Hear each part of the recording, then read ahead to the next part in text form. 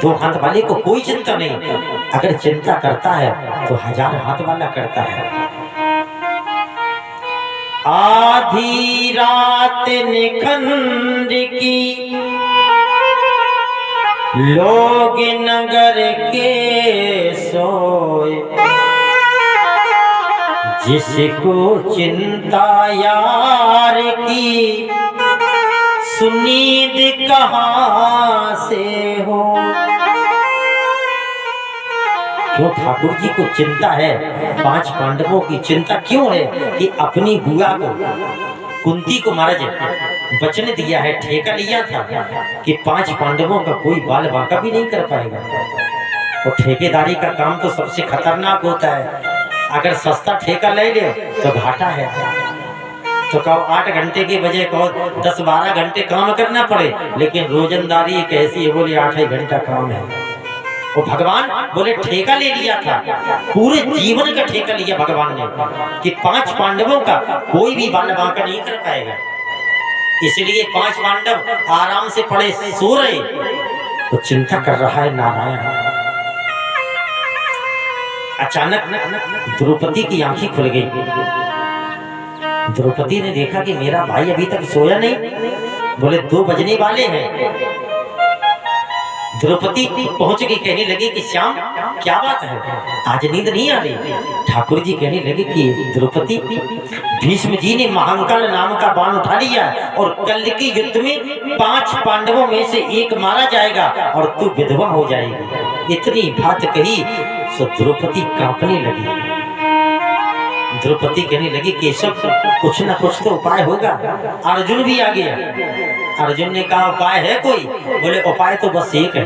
बोले क्या? बोले चले जाओ दुर्योधन के पास, एक वरदान तेरा हाथी के रूप में रखा है। बोले हाँ। बोले जाओ, आज उसका समय हो गया, जाकर के दुर्योधन का मुकुट और दुर्योधन के वस्त्र लेके आओ, फिर हम बताएंगे तुम्हें करना क्या है। अर्जुन गया और अर्जुन ने जाकर के दुर्योधन से वस्त्र और मुकुट ले लिए, उसने दे दिए। भगवान ने कहा पहनो, धारण करके पहुंच जाओ भीष्म जी के पास। अंधियारी रात्रि है, प्रकाश की व्यवस्था नहीं, एकांत भजन में लगे हैं, जाकर के चरणों में मस्तक रख देना। और जब कहे कि दुर्योधन तू क्यों आया, अपनी पत्नी को भेज देता, तो कह देना कि बाबा जब से आपने प्रतिज्ञा की तब से मेरा मन नहीं लग रहा। अगर 5 पांडवों में से किसी एक को भी मार दिया तो आपको कलंक लग जाएगा। ऐसा करो ये बाण हमें दे दो, हम चला देंगे और 5 पांडव मारे जाएंगे और आपको कलंक भी नहीं लगेगा। क्यों? मुकुट दुर्योधन का लगा करके तू जा रहा है, इसलिए तुझे पहचान नहीं पाएंगे बाबा। अर्जुन गया और अर्जुन ने जाकर के मस्तक रखा, तो कह दिया भीष्म कि दुर्योधन तू क्यों आया, हमने तो कहा था कि पत्नी को भेज देना। तो अर्जुन ने कह दिया कि महाराज हम इसलिए आए हैं। तो भीष्म जी ने विचार किया कि आज तो इसकी बुद्धि बिल्कुल बदल गई, इतना बिगड़ा हुआ इंसान और आज बिल्कुल अच्छी बातें कर रहा है। बोले तो क्या करें? बोले 5 बाण ये हमें दे दो, हम कल की युद्ध में चला देंगे और 5 पांडवों में से एक मारा जाएगा, तुम्हारा पुण्य भी पूरा हो जाएगा, कलंक भी नहीं लगेगा। बाण उठाए और दे दिए। अर्जुन आया, अर्जुन कहने लगा कि महाराज अब तो हम जीत जाएंगे। भगवान ने कहा ना, अभी कुछ नहीं, अभी द्रौपदी का काम बाकी है। क्यों? कह दिया था कि 4 बजे दुर्योधन से कि अपनी पत्नी भानुमति को भेज देना। तो भगवान ने कहा हम पहले ही एडवांस में लेकर पहुंचे। द्रौपदी से कहा जल्दी से पहनो साड़ी। तो द्रौपदी ने साड़ी पहनी, कहा लंबा घूंघट डालो, तो लंबा घूंघट डाल लिया। बोले चलो, आगे आगे भगवान और पीछे से द्रौपदी।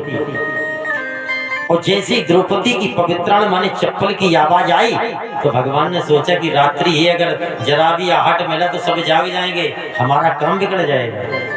तो अपनी बहन से कहा कि अपनी पवित्राण उतारो, उसने उतार दी और बगल में दबा ली।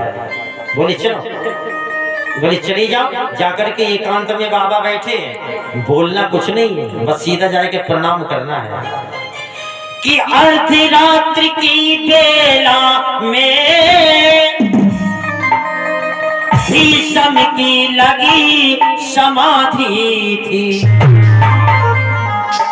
मन तो था प्रभु चरणों में लीन हुआ, उस जगह न कोई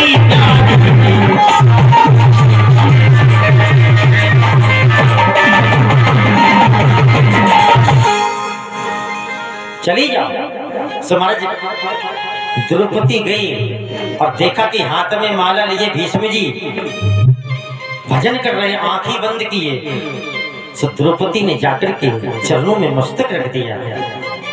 तो भीष्म जी ने ये सोचा कि दुर्योधन की पत्नी आई है भानुमति, काय 4 बजे की कह दिया था। सो पत्नी समझ कर कि भानुमति को आशीर्वाद दे रहे द्रौपदी को कि आशीर्वाद मुख से निकला, सिंदूर से मांगना खाली हो। बोले अखंड सौभाग्यवती भवा, पुत्रवती भवा। आशीर्वाद मुख से निकला, सिंदूर से मांगना खाली हो। आशीर्वाद में देता हूँ तू वीर कुमारों।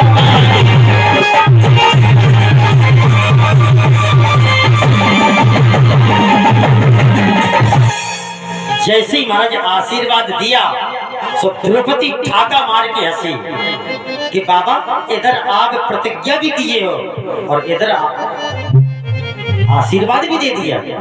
सो भीष्म जी के हाथ से माला छूट गई, तुरंत गिर पड़ी माला और कह रहे कि बेटी जिसके साथ में तू आई है उसे कहां छुपा दिया है। और महाराज द्रौपदी जब ठाका मार के हंसी और जब जब द्रौपदी हंसी तब तब समझो द्रौपदी ने बैराग कर दिया। और 3 ही बार हंसी पूरी महाभारत में। पहली बार कब हंसी थी कि अंधस्य पुत्र अंधा, अंधों के अंधे होते। बस यही से महाभारत प्रारंभ है। क्यों? महाभारत की जो जड़ है, जो नींव है, वो कौन है? बोले द्रौपदी है। और आज भी महाराज चाहे जिसके घर में देख लो, अगर लड़ाई की जो जड़ है, जो झगड़े की जड़ है, वो स्त्री ही है, पुरुष नहीं है। चाहे जाके घर में घुस जाओ, हर घर में बोले स्त्री का बोलबाला है, झंडा ऊंचा रहे हमारा।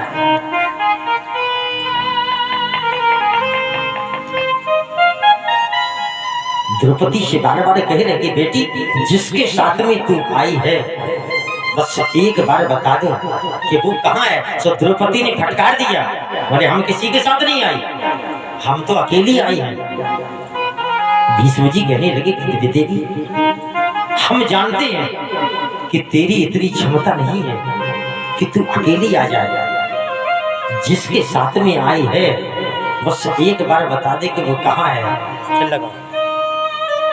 तो बार बार जब भीष्म जी ने विनती की तो द्रौपदी ने कह दिया कि बाबा हम जिनके साथ में आई हैं वो दरवाजे पर है। कि बाहर आ करके देखा जूही पर दृश्य निराला था,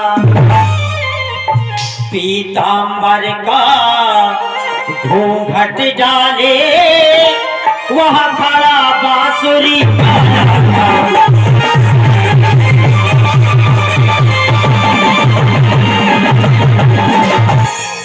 जैसे ही महाराज भीष्म जी ने देखा तो भीष्म जी साष्टांग चरणों में गिर पड़े।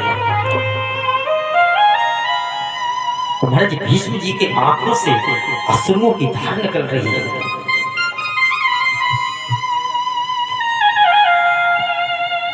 ठाकुर जी महाराज आज अपने भक्त की दशा को देख करके शांत खड़े हैं। भीष्म जी महाराज उठ करके खड़े हुए। भीष्म जी कहने लगे कि भगवान आज पहली बार हमने प्रतिज्ञा की और आपने मेरी प्रतिज्ञा भी पूर्ण नहीं होने दी, लेकिन आज हम ये तो समझ गए कि आज के बाद बोले नेत्र बंद करके कोई भी संसार में आशीर्वाद नहीं देगा। बोले महाराज हमें ने नेत्र बंद करके आशीर्वाद दो तो हम फंस हो गए। इसीलिए सब आंखें खोल के ही कहते हैं बोले खुश रहो, प्रसन्न रहो, आबाद रहो।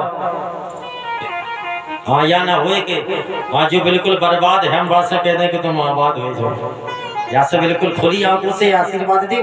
भीष्म जी ने एक ही बार गलती की, तो भीष्म जी को क्रोध आया और भीष्म जी कहने लगे कि श्याम अगर आज आपने मेरी प्रतिज्ञा भंग की तो जाओ, अब मैं प्रतिज्ञा करता हूँ कि कल के युद्ध में हम आपको अस्त्र शस्त्र उठाने पर विवश कर देंगे।